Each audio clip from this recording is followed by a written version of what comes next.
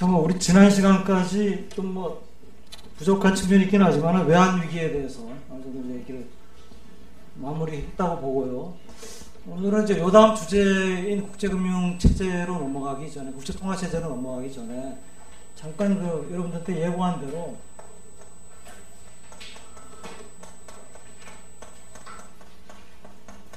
외환시장 개입에 대해서 조금 얘기를 하고 지나가요. 외환시장은 우리가 FX 마켓이라고 하고요. 영어로는 이제 FX 마켓 인터벤션이라고 하죠. 외환시장 개입이라고 하는 것은 이제 정의라고 할까? 이거는 뭐 간단하게 얘기하면 중앙은행 또는 이제 외환 당국이죠. 외환을 관리하는 어떤 부서라고 할까. 그러니까 이제 대개는 중앙은행, 그러니까 대개는 이제 외환 당국의 책임은 이제 재무부나 이런 데 있고, 우리나라도 재무부, 기재부 지금 외환 정책을 담당하는 일종의 브레인에 해당되고요.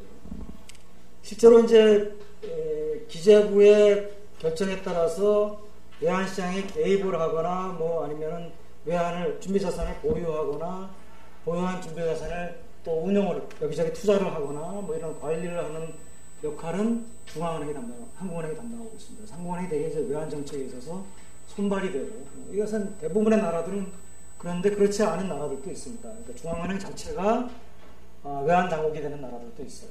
나라에 따라서 그건 좀 다른데 내가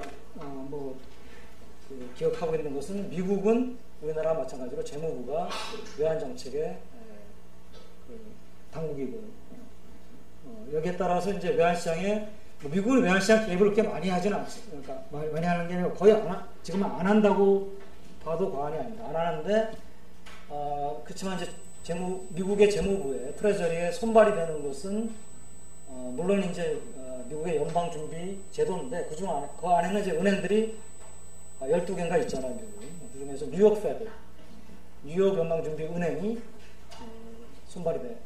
다른 은행들은 외환 관련해서는 손발이 아닙니다. 그러니까 통화 관련해가지고 손발이 되지만, 그래서 이제 이런 나라들마다 제도의 차이는 있는데, 중앙은행이 외환시장에서 외환을 사고 팔면 이게 외환시장 개입입니다. 그렇죠?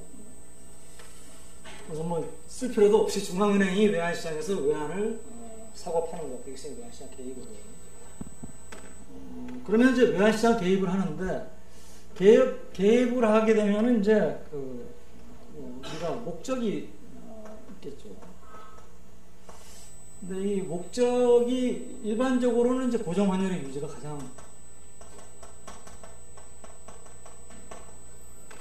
이제 그래서 고정환율 제도에서는 당연히 중앙은행이 외환시장에 개입하는 것이, 그래야지만 고정환율 유지가 될 수 있으니까 당연한 것이고 정당하죠.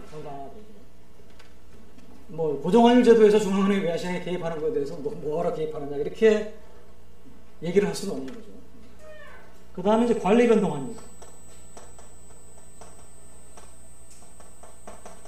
관리변동환율도 뭐 일반적으로는 이제 관리변동환율의 형태에 따라서 중앙은행이 좀 정도의 차이는 있지만 중앙은행이 개입을 전제로 하고 있습니다. 근데 문제는 이제 자유변동환율, 그러니까 변동환율인데,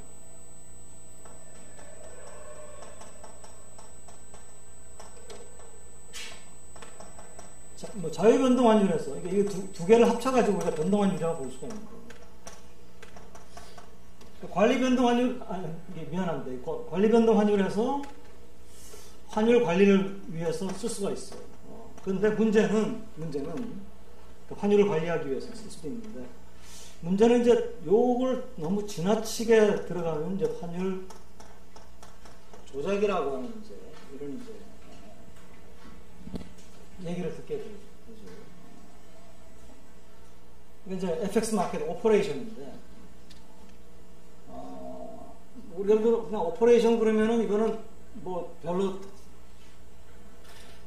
문제가 되는 용어가 같지 않지만, 우리말로 번역을 할 때 뉘앙스는 조작입니다. 그러니까 그럼 조작하고 이거는 관리하는 것하고 무슨 차이가 있느냐? 그러니까 예를 들어서 여러분들이 이제 환율을 관리한다라고 할 때 뭐 예를 들어 관리 목표가 여기서 이제 이 사이라 그래요. 그러면 이제 수요 공급이 이렇게 외환에 대한 수요 공급이 있고 환율 관리 목표가 이렇게 이제 이 환율이라고 하면 S0에서 S1 사이에서 관리를 해요. 그러면 이제 이게 현재 S고 현재 D라고 그러면은 S0하고 S1 사이에 있으니까 관리를 할 필요가 없죠. 인터벤션을 할 필요가 없죠. 근데 만약에 수요가 이렇게 갔다.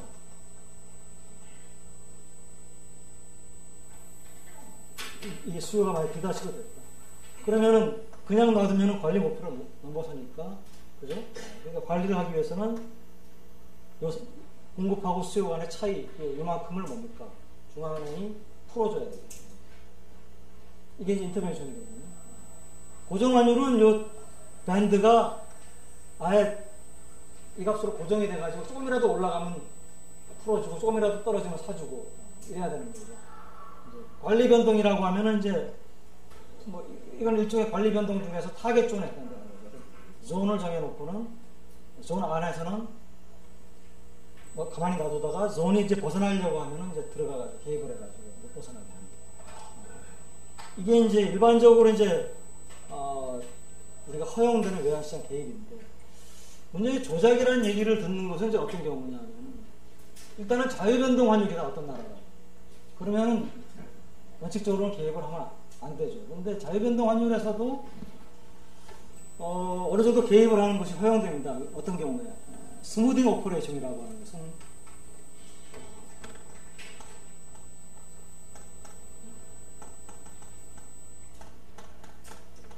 스무딩 오퍼레이션이라고 해가지고, 이건 뭡니까?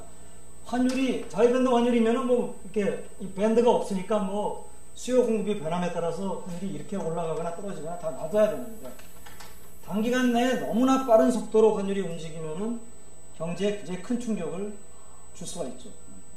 그러니까 이거는 이제 물론 이제 이거는 뭐 저기 무역 계약을 고정된 외환 가격으로 체결해 놓은 사람이 손해를 보고 이익을 보는 문제도 있지만, 또 다른 문제는 뭐냐면 어떤 뭐 금융기관들이 국내에서 해외에서 돈을 빌려다가 국내 원화로 기업들한테 빌려줬는데 원화로 바꿔서, 근데 갑자기 환율이 이제 올라간다, 화폐 가치가 떨어진다. 그럴 경우에 이 은행의 대차대조표를 보면은 부채는 외화로 돼 있고 자산은 원화로 돼 있잖아요. 근데 부채의 원화 표시 가치가 어떻게 됩니까? 환율이 올라가면은 부채가 막 걷잡을 수 없이 올라가는 거예요. 그러면 이 은행의 대차대조표나 또 기업이라도 보면은 그러니까 대차대조표가 굉장히 안 좋죠. 악화되는 것처럼 보이죠. 그렇잖아요. 원래는 처음에는 이제 외화 부채하고 외화 자산이 밸런스를 이뤘는데, 원래 환율에서는 환율이 갑자기 2배로 떴다. 50% 올라갔다, 단기간에. 그러면 외화 부채가 50% 올라간 거예요. 원화로 환산했을 때. 그럼 부채가 많은 은행이 되거든요. 그러면은 해외 투자자 입장에서 볼 때, 또는 뭐 신용평가기관의 입장에서 볼 때, 신용등급 떨어뜨리고, 그러면 또 더 돈 빌릴 수가 없으니까 갚아야 되는데 갚을 길은 없고, 왜냐면 실제로 부채 가치가 더 높아졌으니까. 그러면 뭐 은행이 부도가 나고 경제가 실제로 안 좋아질 수도 있거든요. 금융 시스템이. 그래서 그와 같은 이제 상황을 좀 방지하기 위해서 환율이 뭐 지나치게 빠른 속도로 올라간다든지 지나치게 빠른 속도로 떨어질 경우에 이걸 좀 속도를 좀 늦추자 라는 식의 이제 이걸 우리가 이제 그 전문적인 용어로 against the wind라고 합니다. 역풍, 바람에 맞서가지고 개입을 하는 거예요. 그래서 against the wind intervention이라고 하는데, against the wind,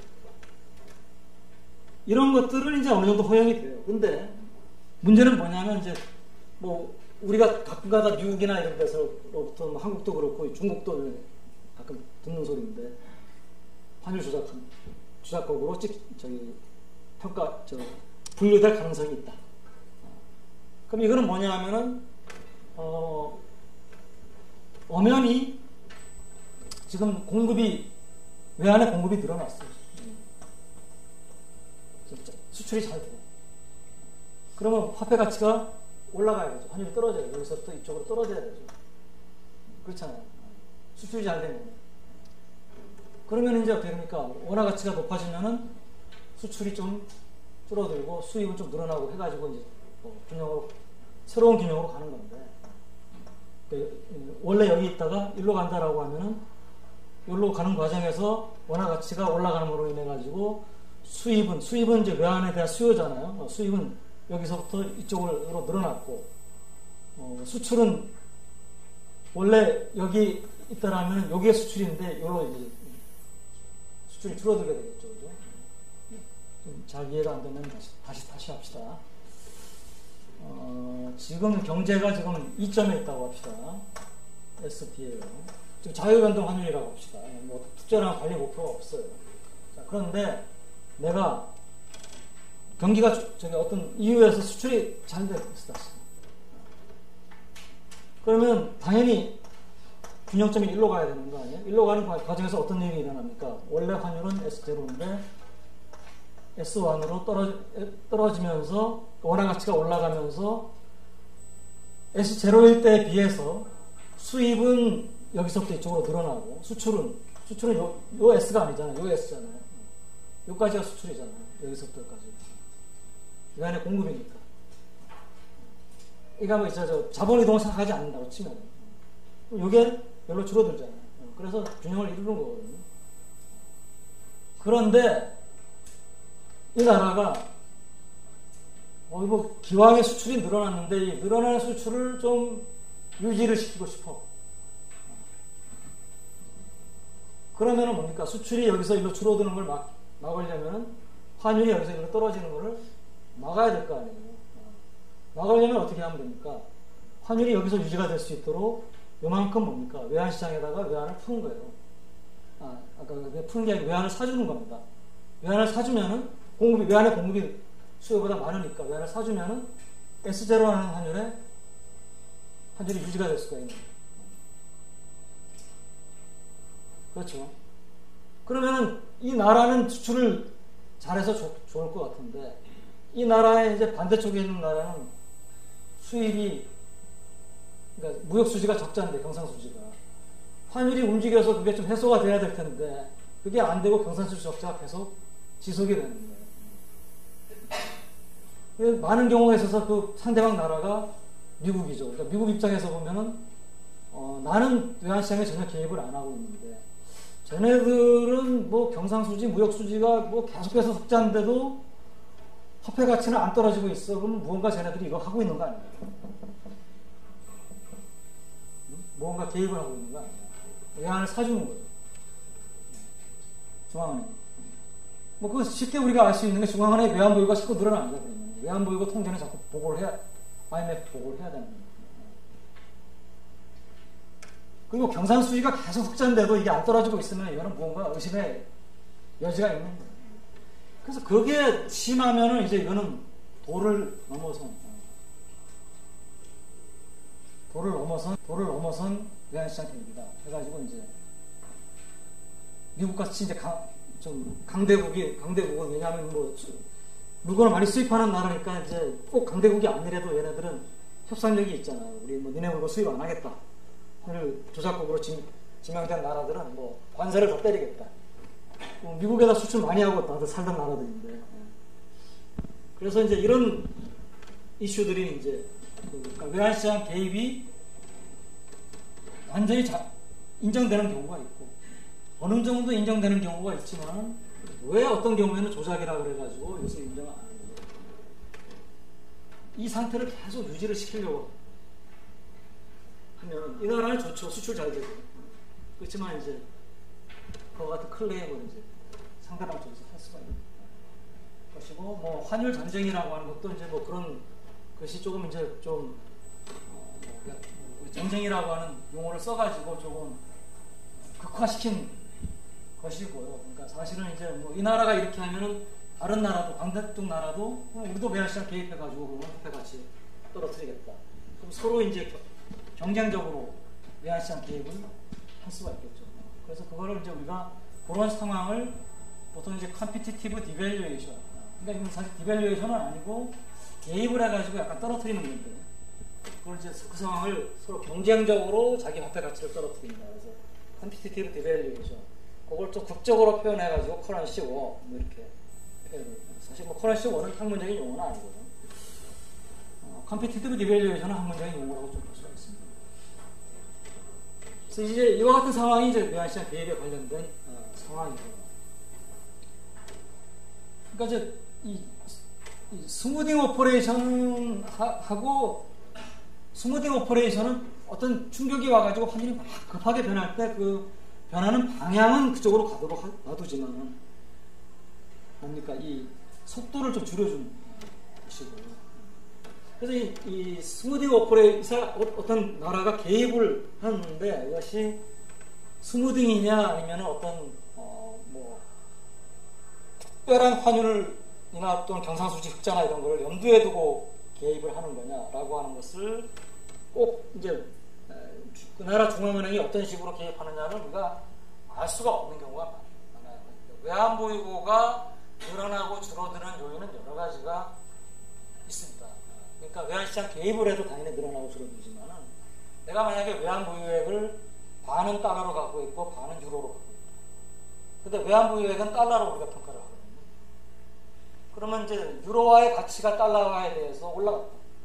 그러면 난 가만히 앉아 있어서 외환보유액이 늘어났다. 근데 그거를 가지고 니나가 개입해서 늘어났다. 틀린 얘기죠. 근데 늘어나긴 늘어났거든요. 그러니까 개입을 해도 늘어날 수 있고 유로화의 가치가 올라가도 늘어날 수 있거든요. 그렇잖아요. 그냥 모든 걸 달러화로 환산하기 때문에. 근데 그런 요인이 그것 말고도 또 있습니다. 뭐 이자를 받은 경우도 있고.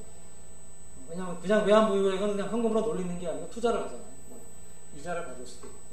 또 그 이외에도 여러 가지 이제 뭐 외환보유액이 늘어날 수 있고 줄어들 수 있는 이유가 원인이 사실 뭐 테크니컬하게 한 8가지 정도 있다고 그래요.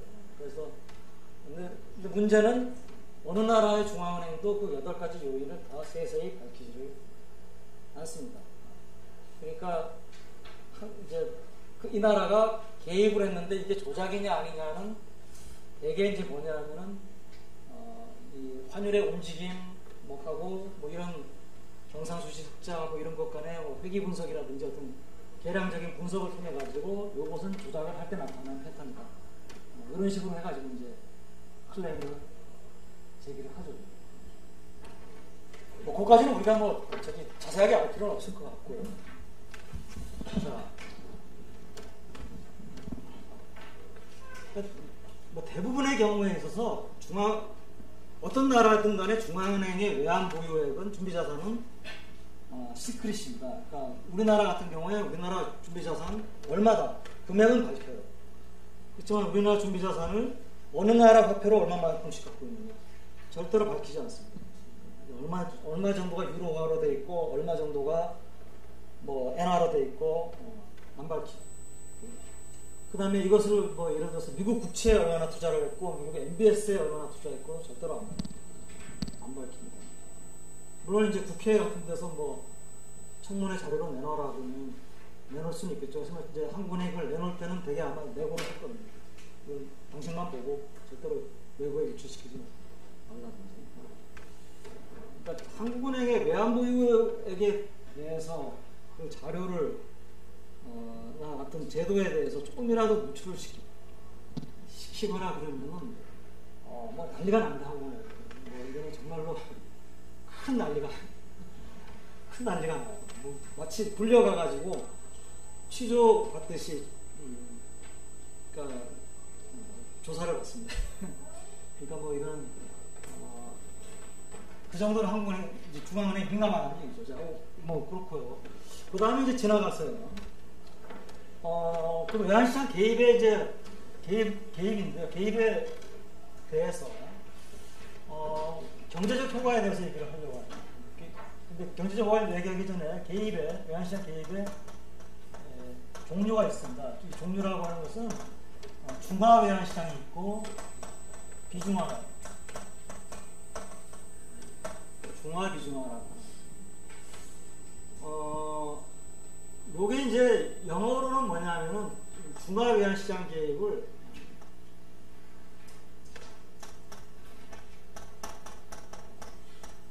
스테럴라이스드 인터벤션이라고 합니다.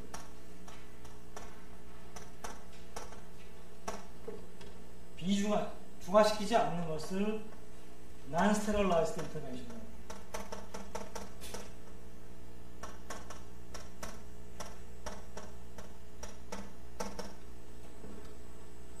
이걸 좀 우리가 얘기해보겠습니다. 이걸 얘기하기 위해서는 중앙은행의 간단한 대처 대조표 T 계정으로 한번 보겠습니다. 중앙은행이 가장 큰 부채는 본원통화고요. 이쪽에는 이제 준비자산이 있고요. 준비자산은 이제 외화로 표시된 자산이고, 그 다음에 국내 여신, 국내 여신이라고 하는 거. 주로 은행이나 또는 정부한테 돈을 빌려주는 거. 우리나라 같은 경우에는 이제 통화안정증권이라고 해가지고 이제 좀 또 특이한 부채가 있죠. 돈을 그건 좀 얘기를. 자, 일반적으로 외환시장 개입을 하면 어떤 일이 벌어지느냐. 자, 예를 들어서 외환시장에서 외환을 중앙은행이 매입을 해준다고 합시다. 중앙은행이. 그러면 외환을 매입하는 대신에 중앙은행은 뭡니까? 그 대금을 원화로 지급을 합니다. 현금으로 지급하든지 아니면 중앙은행에 있는 은행의 당좌에다가 잔고를 늘려주는 식으로 지급을 합니다. 그러면은 준비자산 늘어나고 본원통화 늘어납니다. 본원통화는 중앙은행 입장에서는 부채죠. 그러면은 당연히 뭡니까? 이 외환시장 개입은 통화량의 증강을 가져옵니다. 안 가져올 수가 없어요.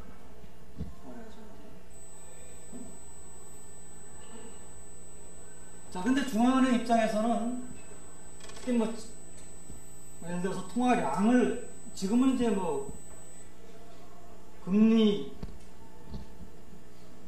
기준으로 한 중앙 정책이 많이 이루어지고 있었지만은 우리나라도 금리를 운용 목표로 출시하기 전까지는 M1이라든지 아니면 본원통화라든지 통화량 목표를 했거든요. 그럼 통화량 목표 1년 동안에 우리나라 통화량 증가율을 8%로 하겠다 했는데 갑자기 이제 외환시장에 개입을 할 필요가 생겼어요. 그래서 개입을 했더니 통화량이 12%, 15% 늘어났어. 8%보다 늘어났잖아요. 그러면 내 목표, 중앙은행은 통화량 목표를 달성하는 게 제1의 중앙은행의 의무인데, 외환시장 개입하는 거는 중앙은행의 본질적인 책임은 아니잖아요. 이거는 외환당국의 일을 대신 해주는 거잖아요. 손발이 되고. 근데 그걸 하는 과정에서 원래 내가 해야 될 임무가 어긋나 버렸어. 그러면 자기 임무를 챙겨야 될까? 근데 만약에 이 별과 본원통화가 내가 원하는 것보다 훨씬 늘어났다. 이미 8%에 맞춰놨는데 증가율. 예기치 않은 개입을 하게 돼가지고 8%보다 더 늘어나거든요. 자, 그럼 중앙은행으로서는 두 가지 초이스가 있습니다. 이건 어쩔 수 없다. 그냥 놔두자. 그럼 외환시장 개입의 결과 통화량이 변하는 것을 그냥 놔두는 거죠. 이걸 우리가 비중화라고 합니다. 비중화 외환시장. 중화시키지 않는다. 비중화보다는 중화를 우리가 이해하는 게 더 용어를 이해하는 게 낫죠. 중화는 뭐냐?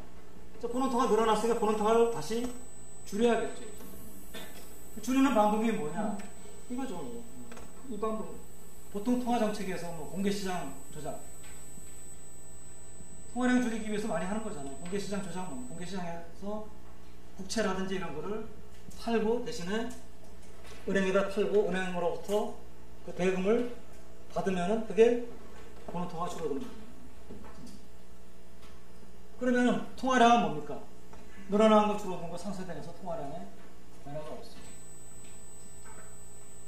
이렇게 하는 것을 마치 이제 뭡니까? 산화된 것을 알칼리를 가지고 원래대로 중성으로 다시 바꿔놓는 그런 거에 비유를 해가지고 중화라고 부릅니다.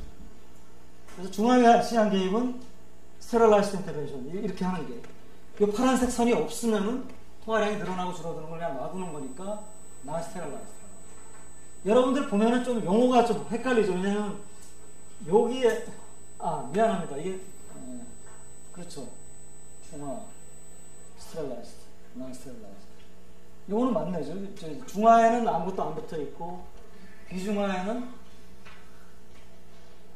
붙어 있으니까. 그러니까 요거는 이제 라임이 맞네.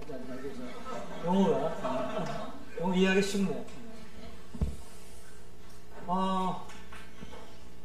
이제 이 스테릴라이즈, 난스테릴라이즈드라고 하는 이 용어는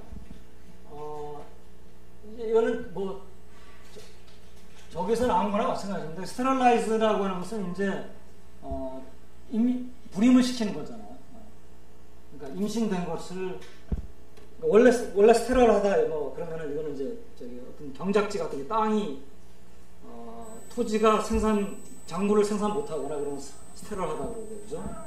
뭐 사람한테 얘기하면 여자가 이제 임신을 못하면 스테럴하다 이렇게 얘기를 하는데, 스테럴라이즈라고 하는 것은 그러니까 불임을 시키는 거거든요. 그러니까 불임을 시킨다는 거는 이 토화량이 늘어난 것이 마치 임신된 것이고, 그거를 뭡니까 다시 이제 원래대로 들어가라는 거니까, 그런 의미에서 이제 뭐 용어가 해석이 이제 그렇게 되는 거죠.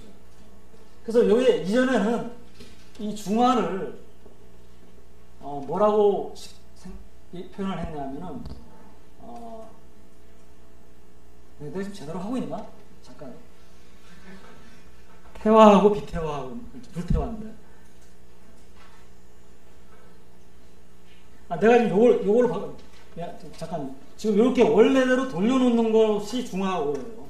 이대로 안 돌리고 그냥 놔두는 것이 비중화입니다. 이걸 내가 지금 혹시 거꾸로 설명을 했는지 제대로 했어요. 다행이네. 제대로인데, 그러면 이제 중화는 스테릴라이즈 맞아요. 스테릴라이즈. 근데 요거를 이제 이전에는 뭐라고 중화 대신에 어떤 표현을 썼냐면은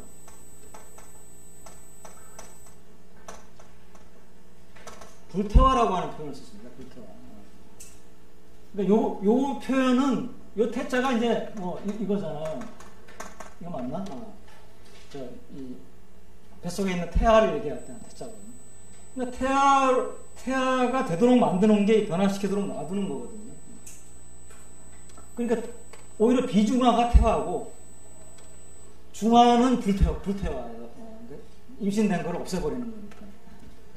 그러면 이거는 이제 이게 안 맞잖아요. 이게 직역은 되는데 얘는 난이 안 붙어 있는데 이거는 불태화니까 난을 붙여야 되고, 그러니까 헷갈리고.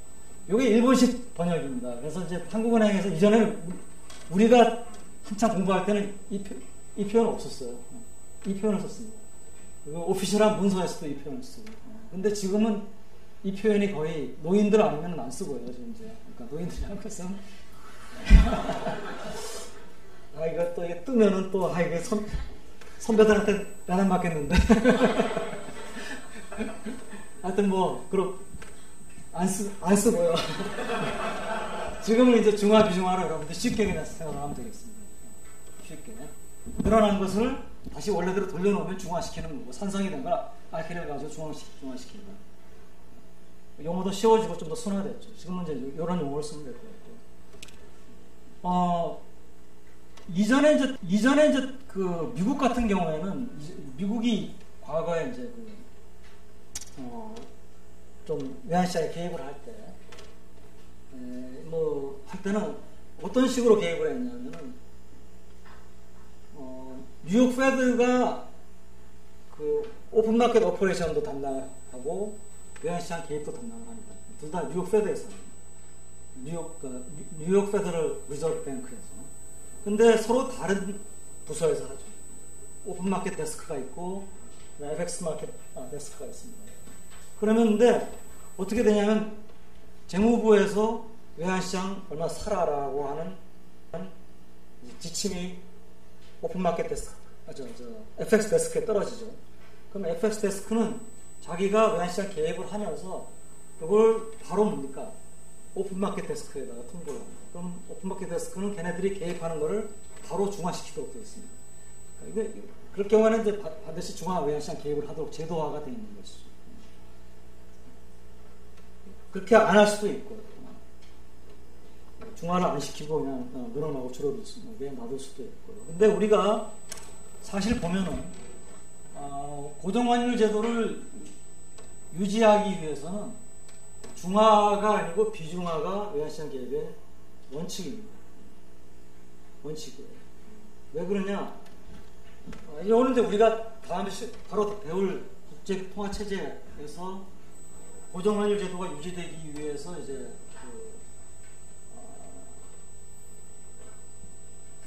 작동되어야 되는 원리, Price Specific Flow Mechanism이라는 게 있는데 거기서 금방 배울 겁니다. 그래서 이제 뭐 거기에 자세하게는 얘기 안 하겠지만은 예를 들어서 통화량이 늘어났어요. 어떤 나라에서 갑자기 어떤 이유에서 통화량이 늘어났어요.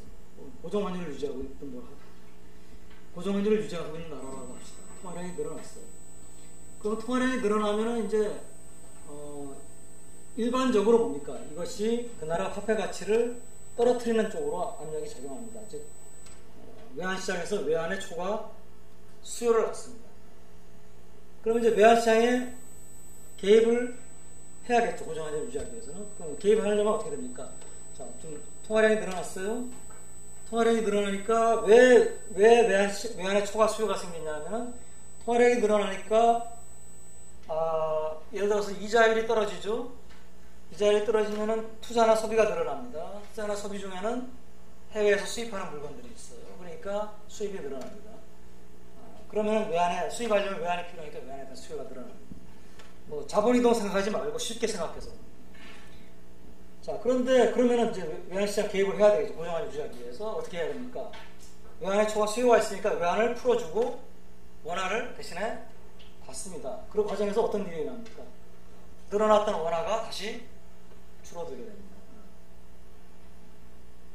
그렇죠? 그러면 이제 그걸로 끝이에요. 그러니까 약간의 외환 보유고를 잃어버리고 끝난 유지가. 그런데 만약에 이때 개입을 하면서 중화를 시키면, 즉 개입을 하면서 외환을 팔면서 원화가 통화량이 줄어들었잖아요. 줄어들었으니까 이거 다시 또 원상복귀시키겠다. 다시 늘려놓으면은 다시 뭡니까? 원래 외환시장에서의 외환의 초과 수요를 발생시킨 그 상태가 그대로 남아있죠. 그러면 계속 외환시장에서는 외환의 초과 수요가 있고 또 개입을 해야 돼요. 또 개입을 하는데 또 중화를 시킵니다. 개입하면서. 또 해요. 그러니까 불균형이 해소가 안 되죠. 그래서 고정환율을 계속해서 장기로 유지하려면은 비중화 외환시장이에요. 그러니까 이것은 무엇하고 또 일맥상통하냐면 우리가 먼데이 플레밍 모임에서 배웠던 자본의 국제 이동성이 완전하고 고정환율 제도를 택한 나라는 뭡니까?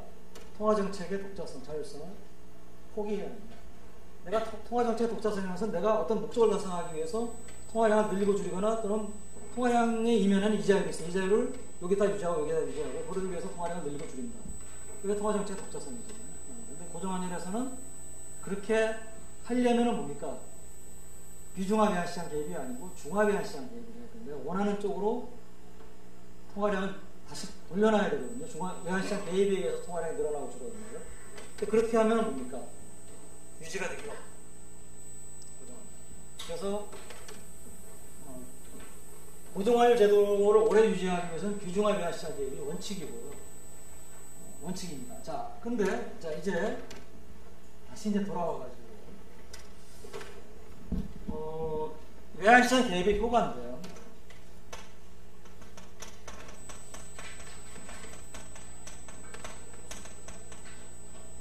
일반적으로 외환시장 개입을 하면은 그러면 효과가 있느냐?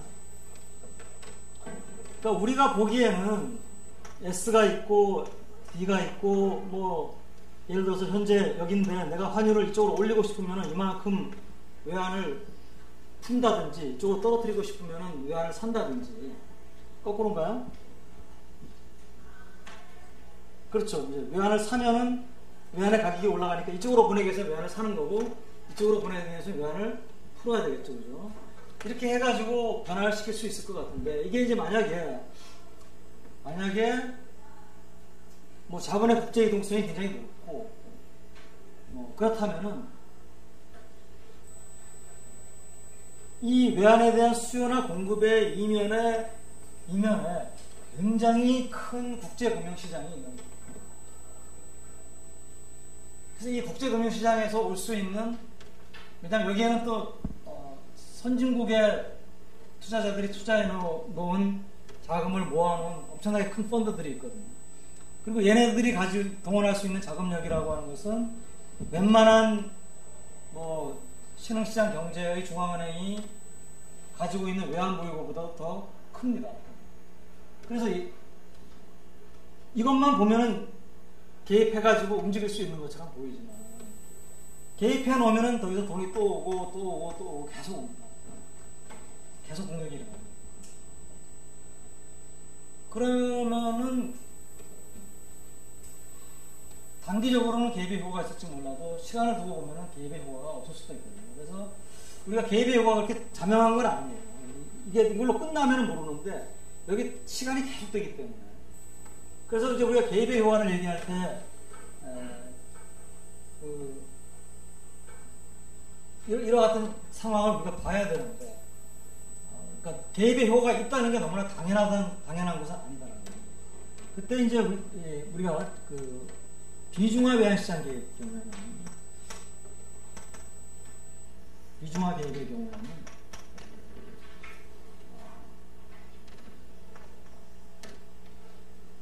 일단은 개입의 직접적인 효과가 있습니다.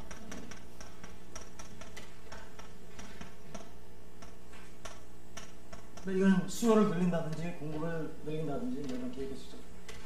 요거는 우리가 아까 얘기한 대로 아주 짧은 기간 동안에는 효과가 있지만은, 이것이 시간이 자꾸 이제 흘러가면은 수요나 공급이라는 게 계속 초과 수요나 초과 공급이 있으면 계속 이건 개입을 해야 돼요.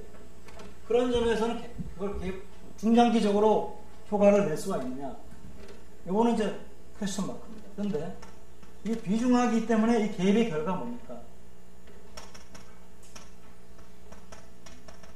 통화량이 변화하는 것을 그대로 놔두죠. 이 통화량 변화의 효과는 분명히 이런 효과가 있어요. 특히 환율에 대해서. 그래서 이 통화량 변화의 효과, 비중화 외환시장 개입의 경우에는 통화량이 변하기 때문에, 생각해 보세요. 내가 지금 외환에 지금 초과 수요가 있다. 그럼 가만히 놔두면은 원화 가치가 떨어지거든요. 그러면 이제 외환을 사줍니다. 외환을 사주면은 외환을 사고 뭡니까? 대신에 원화를 사나? 잠깐만요. 내가 원하는 게 원화 가치를 떨어뜨리는 게 내 목적이라고 합시다. 떨어뜨리는 게.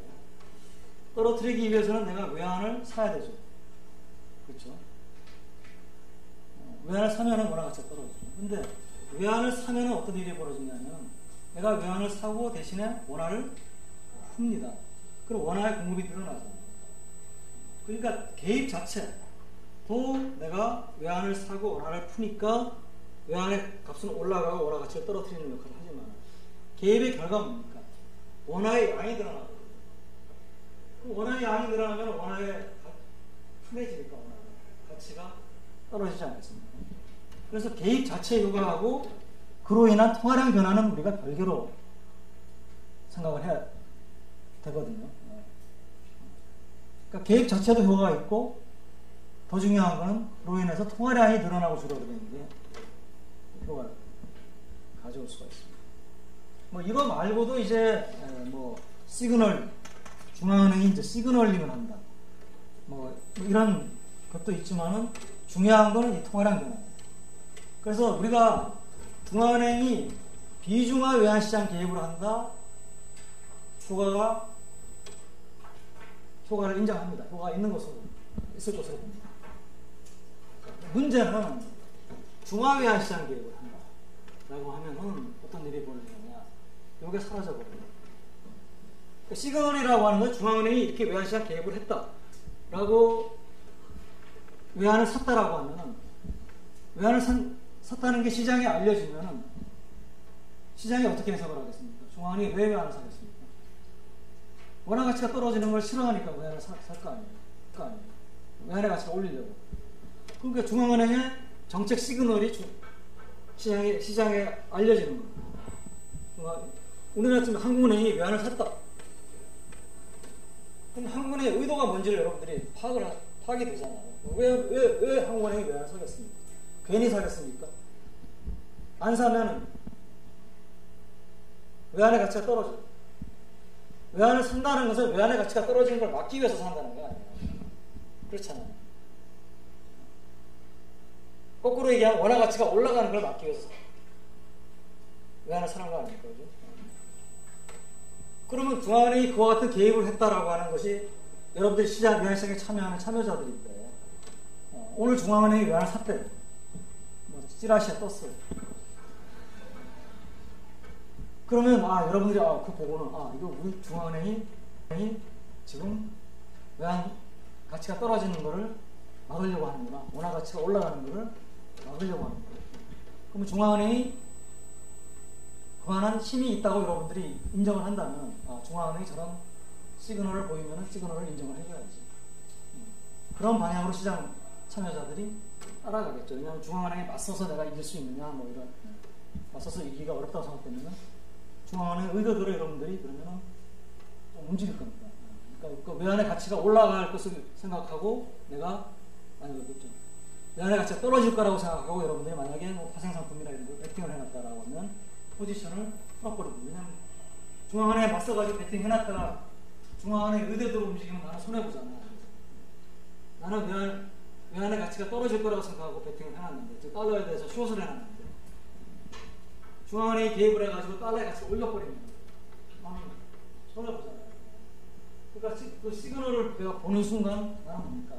내 포지션을 청산하고 반대로 따라가는 거예요. 그러면은 그것이 뭡니까? 중앙은행의 의도대로 시장 참여자들이 따라오잖아요.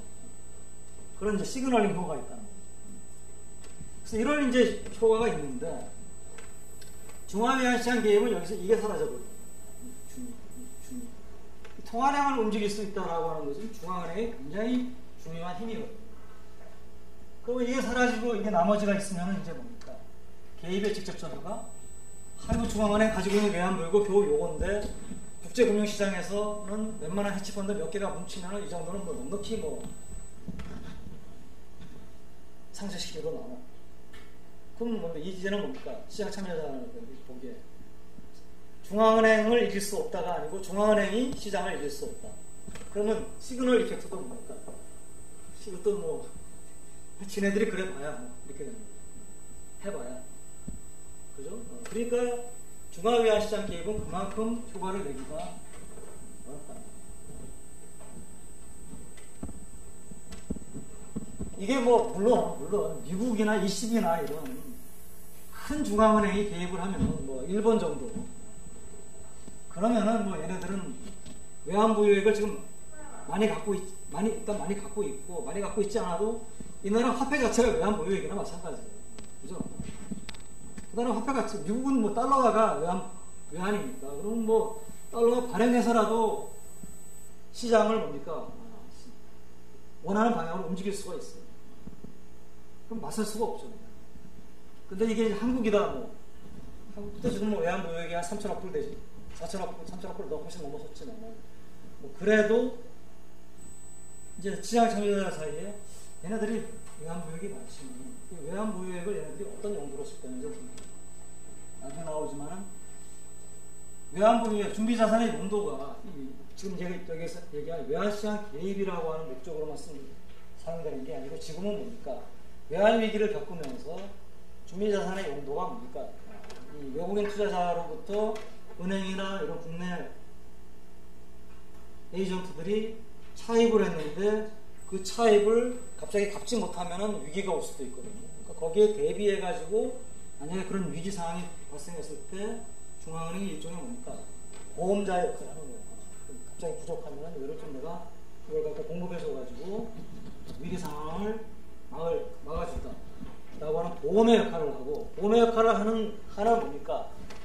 외환시장에서 환율이 막 움직이더라도 중앙은행이 내가 이거를 개입하기 위해서 많이 썼다가는 만약에 외채 위기가 오거나 아니면 뭐 금융기관 매체를 갚으라 그랬을 때 내가 이걸 갚아줄 준비자산이 부족하면은 이거는 심각한 위기가 될 수가 있거든요. 그러니까 중앙은행이 외환보유액을 함부로 못 쓰는 그런 상황이 될 수가 있습니다. 그러면은 암만 많이 갖고 있다라고 해도 외환시장 개입이라고 하는 것에 대해서 쟤네들이 많이 갖고 있긴 하지만은 들어올 수 있는 거는 다 못 들어오고 이 정도밖에 못 들어온다. 이런 이제 생각을 외환시장 참여자들이 할 수가 있습니다. 그러니까 그 해치펀드들이나 이런 대형 펀드들은 중에서 특히 이제 이런 외환의 움직임을 통해 가지고 돈을 벌려고 하는 해치펀드 스타일들이 여러 가지가 있습니다. 매크로 펀드라고 하죠. 이 매크로 펀드는 항상 그런 것들을 다 계산을 하고 있습니다. 그래서 저 나라가 좀 취약하고 뭐 어떤 거시적인 것이 취약하고 중앙은행의 외환 보유액이 이렇고 외채가 어떻고 그러면은 그걸 이용해 가지고 항상 투기적 공격이 들어갈 준비가 되어 있는 거죠. 이 친구. 자, 뭐 그 정도 이제 외환시장 개입에 대해서 하고 개입의 이제 그 목적에 대해서 하는데 마지막 거 하나 잊어버렸습니다. 이것이 개입의 형태가 against the wind 윈드가 있고요. into the wind가 있습니다.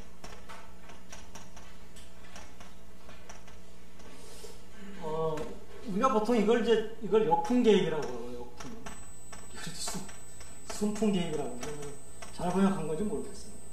이제 이거는 뭐냐면은 against the wind는 환율이 막 떨어질 때 이 떨어지는 속도를 좀 반대로 개입을 해가지고 떨어지는 속도를 줄이는 거예요. 천천히 떨어지도록. 순풍 개입이라고 하는 것은 기왕에 떨어져야 될 거 빨리 떨어뜨리자 해가지고 오히려 뭡니까 떨어지는 걸 여기서 빨리 떨어지게 만드는 거예요. 그러니까 예를 들어서 지금 환율이 막 떨어지고 있어요. 환율이 떨어진다는 건 뭐냐면 외환에 대한 초과 공급이 있다는 거죠. 역풍 개입이라면은 뭡니까? 떨어지는 속도를 줄여줘야 되니까 초과 공급을 줄여줘야 됩니다. 초과 공급을 줄여주려면은 중앙은행이 외환을 사줘야겠죠. 그러니까 환율이 떨어지고 있는데 중앙은행이 외환을 사면은 이거는 역풍입니다. 그죠? 떨어지는 걸 막는 거죠. 근데 역풍이라고 해가지고 내가 이 떨어지는 바람이 이렇게 오는 거를 내가 거꾸로 바람을 불어가지고 바람의 방향을 거꾸로 올라가도록 만든다. 이거는 역풍 개입이 아닙니다. 역풍 개입이라고 하는 것은 떨어지는 거는 어쩔 수 없는데 떨어지는 속도를 낮추려면 이 정도 바람은 내가 맞바람을 쳐줘야 되는 거예요. 그게 역풍 개입. 순풍 개입이라고 하는 것은 떨어지는 거, 이거 어차피 떨어지는 거는 외환시장에서 조정을 위해서 필요한 거다. 그러니까 뭐 우리가 떨어지는 걸 좀 도와줘서 빨리 떨어지게 만들어주자. 기관의 움직임이 있고. 그러면 이제 뭐 외환의 가치가 떨어지고 있을 때 순풍 개입을 하려면 외환을 오히려 팔아줘야 되겠죠. 이 순풍 개입은 거의 개입에 있어서는 거의 관찰되지 않는 현실에 있어서 관찰되지 않는 개입에서 이와 같은 역풍 개입을 하게 되면은 이것은 환율 조작이 아니죠. 환율 조작이 아니고 이거는 뭡니까? 아까 얘기한 스무딩 오퍼레이션이죠. 그러니까 빨리 떨어지는 거를 좀 속도를 늦추고 반대로 빨리 올라가는 거를 떨어지는 속도를 높이고 그러니까 아까 얘기해서 우리가 스무딩 오퍼레이션이다 라고 하면은 바로 이것이 바로 역풍 개입에 해당되는 것이고 이거는 이제 개입의 형태로 좀 용인이 되는 그런 개입이라고 합니다. 요거 말고 이제 뭐 외환시장 개입에 관련해서 좀 얘기를 하자면 직접적으로 외환시장 개입이 아니지만 간접적으로 개입이 되는 경우도 있습니다. 이게 바로 뭐냐면 통화정책이에요. 그러니까 예를 들어서 지금 미국이나 뭐 이런 일본이나 이런 데서 양적 완화라고 하는 통화량을 마구 풀잖아요. 마구 풀면은 그 통화량 푸는 것에 경기 총 생산활동에 미치는 영향이 여러 경로가 있죠. 이제 여러분들 통화정책을 그래서 배운 사람은 통화정책의 전달 경로라 그러죠. 트랜스미션 메커니즘이 하나만 있는 게 아니고 여러 가지 경로들이 있습니다. 근데 원래 우리가 생각하는 주된 경로는 뭡니까? 이것이 이자율을 떨어뜨리고 이자율이 떨어지면은 뭐 내구 소비재 수요가 늘어나고 기업의 투자 수요가 늘어나고 그래서 총 수요가 늘어나서 경기가 좋아진다. 두 번째는 이제 신용 경로. 이자율 떨어뜨리려면 자금 공급을 많이 해야 되는데 자금 공급 많이 하면은 기업이나 뭐 가게가 빌릴 수 있는 대출의 규모가 늘어나고 대출이 쉬워지면은 그걸 대출을 받아가지고 투자를 하거나 뭐 내구재 자동차를 사거나 이렇게 되면 수요가 늘어난다. 이자율 경로, 대출 경로. 그 이외에도 뭐 자산시장 경로, 자산 가격 경로도 있고, 그 토빈 이펙트라고 하는 것도 있고 여러 가지 경로가 있는데 그 경로 중에 하나가 변동환율 제도에서는 통화량을 풀면은 국내 이자율이 떨어지고 그러면 자금이 해외로 빠져나가는 과정에서 국내 화폐 가치가 떨어지고 화폐 가치가 떨어지면은 수출품의 가격이 떨어지니까 수출은 잘 되고 수입은 줄고 그래서 경상수지가 개선되고 그것이 바로 뭡니까? 또 총수요의 일부죠. 왜냐하면 개방경제에서는 총수요는 C 더하기 I 더하기 G 더하기 NX인데 NX가 늘어나는 거니까 그래서 이제 그런 그 효과가 지금 일본에서도 나타나고 이제 처음에 아베노믹스 했을 때는 경상수지가 악화가 처음에 됐어요. 근데 지금은 경상수지가 일본이 상당히 많이 개선이 되고 경기도 지금 좀 좋아지고 이러고 있잖아요. 그래서 이와 같은 효과가 분명히 있으니까 어떻게 보면 직접 개입을 안 하고 이 통화정책을 쓰는 것도 간접적인 외환시장 개입의 수단으로 볼 수가 있는데 이 경우에는 아무리 개입 그 정책을 쓴다 하더라도 환율 조작으로 분류를 하지 않습니다. 왜냐하면 통화정책의 주된 경로는 내수거든요. 이자율이나 대출이 늘어나서 C나 I가 늘어나는 거거든요. 그 목적으로 통화정책을 쓰다 보니까 환율도 변해가지고 수출이 잘 된다. 그건 어쩔 수 없는 거다라는 것이죠. 그래서 우리가 일본이 아베노믹스 했을 때 G20이 모여가지고 일본한테 성토를 했습니다. 이제 이거 엔화같이 떨어뜨려가지고 그래가지고 일본 경기 살리려고 한 거 아니냐. 이거 내가 아이 네버보드다. berlin 국표가 정책이다. 그렇지만은 그 효과는 인정을 하지만은 그럼 이건 일본이 잘못한 거냐. 그럼 일본이 이거 써서는 안 된다. 뭐 이런 성명서가 나와야 되는데 첫 하나 먹은 이게 이제 그런 이유예요. 그러니까 통화정책은 기본적으로는 내수 목적이고 그로 인해 가지고 뭐 환율이 어떻게 영향을 받아가지고 하는 것은 통화정책의 어떤 사이드 또 하나의 경로고 그거는 우리가 환율 조작으로 보면 국제사회의 일반적인 논입니다. 환율 제도, 그러니까 그 옵티멀 커런시 에어리어나 뭐 이런 환율 제도에 대해서 이제 얘기를 하려고 합니다. 그래서 국제 통화 제도라고 하는 것은 뭐 나중에 보겠지만은 주로 이제 어떤 그 시기에 있어서 이거는 모든 나라라고 볼 수는 없고요. 중심이 이제 선진국들입니다. 선진국들, 주요한 국가들이 가지고 있는 환율 제도가 국제 통화 제도입니다. 그래서 이제 이 국제 통화 제도가 이제 어떻게 변천되었느냐 이걸 보면은 우리가 이제 여러분들 뭐 히스토리를 조금 얘기를 해야 되는데 우리가 국제 통화 제도를 본격적으로 얘기하는 것은 이제 근본위 제도부터 얘기를 합니다. 그 전까지도 화폐는 물론 있었죠. 뭐 이전에 국본위 제도가 있었고 그 전에는 뭐 다른 상품 화폐를 쓰는 때도 있었지만 이제 국가 간에 이제 그 전에도 국가 간에 뭐 화폐의 교환도 있었을지 모르겠지만 이제 국제 통화 제도를 얘기할 때는 뭐 1880년, 70년 이제 근본위 제도라고 하는 이 시기를 가지고 보통 얘기를 하고요. 이때부터 이제 1차 세계대전 전까지는 이제 근본위 제도라고.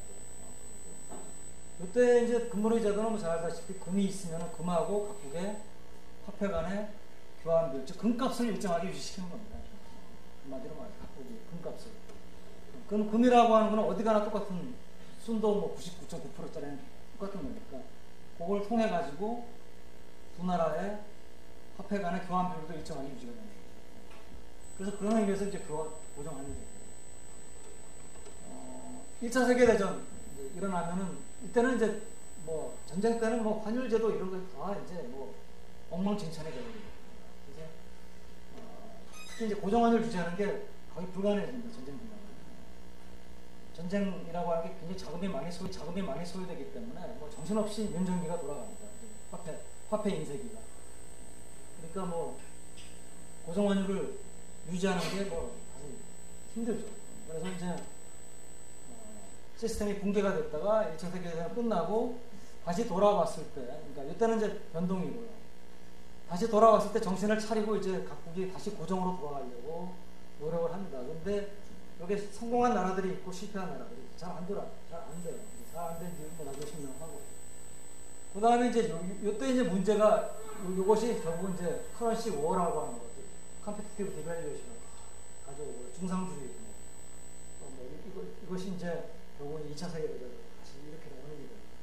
2차 세계대전 끝나가니까 미국이 이제 다시 전쟁이 어느 정도 이제 뭐 마무리가 돼가는 보이고, 그러니까 다시 전쟁이 끝나더라도 또 이와 같은 상황이 또 반복이 되면은 또 문제가 생길 수도 모르겠다. 그러니까 전쟁 끝나기 전에 전쟁이 끝났을 때 우리가 채택해야 될 새로운 통화제도를 좀 이때처럼 질서인, 이때 굉장히 질서가 있었거든요.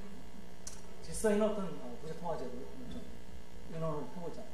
그래가지고 이때 이제 의논을 했는데 이때 이제 크게 두 안이, 하나는 이제 영국의 케인스 안이 있었고 미국의 재무부 장관이 이제 화이트라고 하는 안이 있었어요. 화이트 안이 있었어요. 그러니까 화이트 안은 미국 안이고 케인스 안은 영국 안이죠. 그래서 지금 뭐 우리가 지금 와서 케인스 안하고 화이트 안을 보면 케인스 안도 상당히 설득력이 타당성이 있는 안인데 결국 이제 뭐 국가의 뭐 힘이라고 하는 게 이제 화이트 안이 채택이 돼서 그게 바로 브레튼 우스제도라고 하는 거. 그러니까 이거는 이제 우리가 근본위 제도가 아니고 금환본위 제도라고 부르는데 뭐 나중에 설명을 하죠. 그 다음에 이제 뭐 변동환 제도 넘어가는데 조금 더 설명을 하도록 하겠습니다.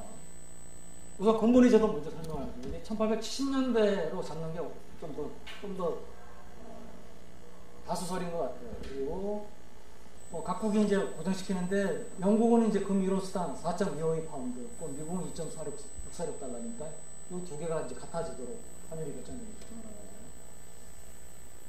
그런데 이때 각국의 이때 금물위 제도는 상당히 성공적으로 유지된 환율 제도입니다. 이게 이제 기간은 44년밖에 안 되지만은 어떤 통화 제도가 44년간 유지가 된다라고 하는 것은 국제 통화 시스템에서는 그렇게 흔한 일은 아니에요. 그러니까 브레튼 우드 체제가 45년부터 73년까지 30년을 못 갔거든요.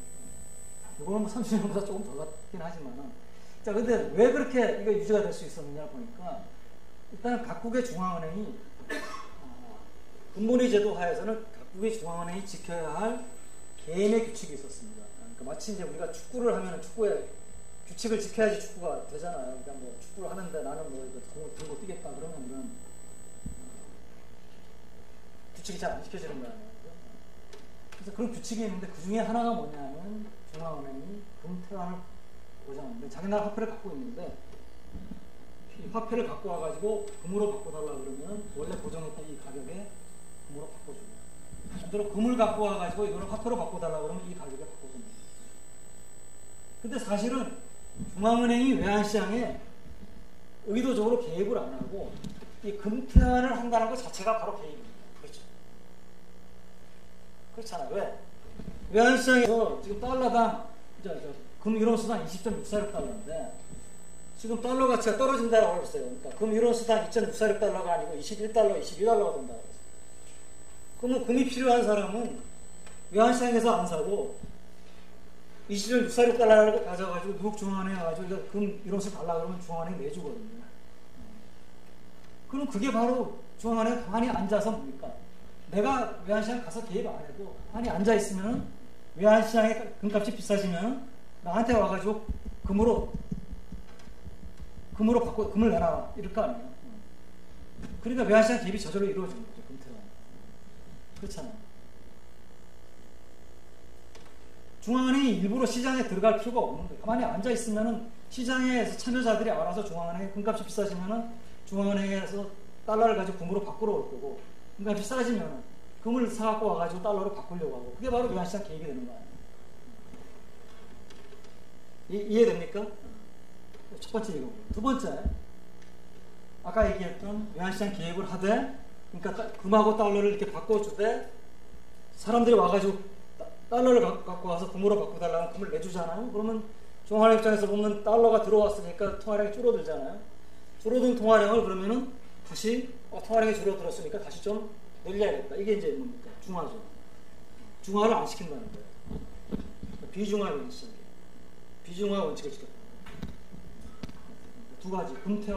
금의 자유로운 태환을 보장했고, 두 번째는 뭡니까? 그게 바로 외환시장 개입이에요. 금의 자유로운 태환을 보장. 두 번째는 그걸 하면서 중화를 안 시켰다. 그 비중화가 왜 중요하냐? 이게 이제 금의 자유로운 국제거래 보장하고 비중화. 그게 왜 필요하냐면 이게 이제 국제수지 자동 조절 개념 여기까지만 설명하겠습니다. 자, 보세요. 자, 고정환율이라는 게 이거 뭐 간단한 그림이지만 이 그림을 가지고 여러분도 자꾸 이해를 하려고 들면 상당히 중요한 그림입니다. 자, S가 이렇게 있고요. S. 뭐 이거 이제 자본의 국제 이동성이 완전하든 완전하지 않든 하여튼 뭐 나름대로 수요 공급이 있고 여기가 이제 내가 지금 고정시키려고 하는 확률이 S가 아닙니다. 고정시키려고 해요.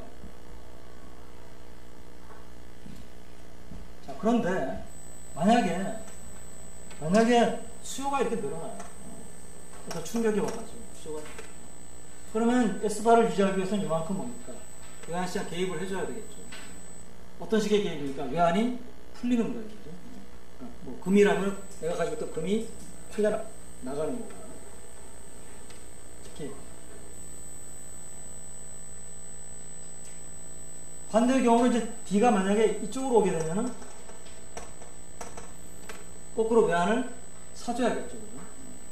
자, 중앙은행은 한정된 외환 준비자산을 가지고 한정된 금을 가지고 20.64달러 고정된 값을 유지를 하려고 해야 됩니다. 자, 이런 경우에 자, 고정환율 제도가 외환시장 개입에 의해서 유지가 된다고 해서 무조건 고정환율 제도가 장기간 유지될 수 있는 건 아니에요.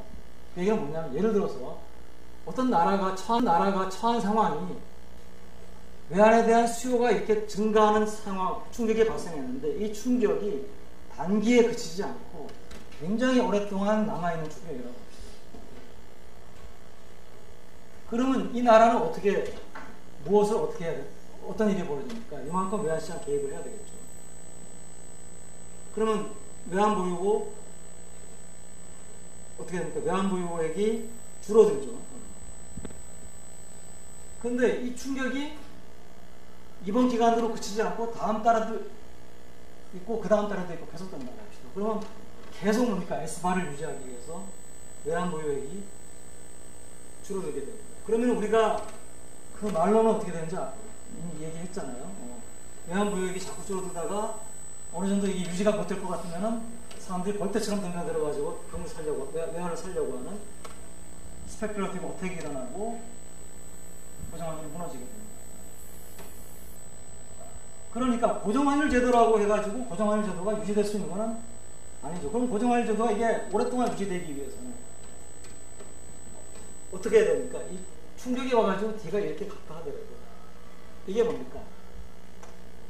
장기간 오랫동안 이게 지속이 안 되고 D가 다시 이렇게 돌아올 수 있는 어떤 메커니즘이나 힘이 경제 내에 있으면 고정환율이 오래 유지될 수가 있죠. 또 어떤 충격이 물론 이제 이쪽으로 오는 충격은 이 나라한테는 외환 보유가 쌓이는 충격이지만 이제 상대방 나라한테는 또 이게 오랫동안 지속이 되면 유지를 못하는 충격이거든요. 그래서 상대방 나라하고 내가 고정환율을 유지한다라고 하는 것은 어떤 방향으로 충격이 왔을 때 그 충격이 퍼시스턴트하지 않고 다시 뭡니까? 해소가 될 수 있는 그런 힘이 내부에 있어야 되는데 그 힘이 내부에 있었기 때문에 근본위 제도가 그만큼 오래 유지가 됐던 거예요. 그래서 나중에 학자들이 보니까 근본위 제도가 어떻게 이렇게 오랫동안 유지가 될 수 있었지? 이런 힘이 있었어요. 내재적인 힘. 그러니까 어떤 충격이 와서 외환시장에서 불균형이 발생했을 때 그거를 균형으로 다시 돌리는 힘. 그게 여기서 얘기하는 국제수지 자본 조정 힘입니다. 이건 뭐 시간이 나중에 다음 시간에 얘기하도록 하겠습니다.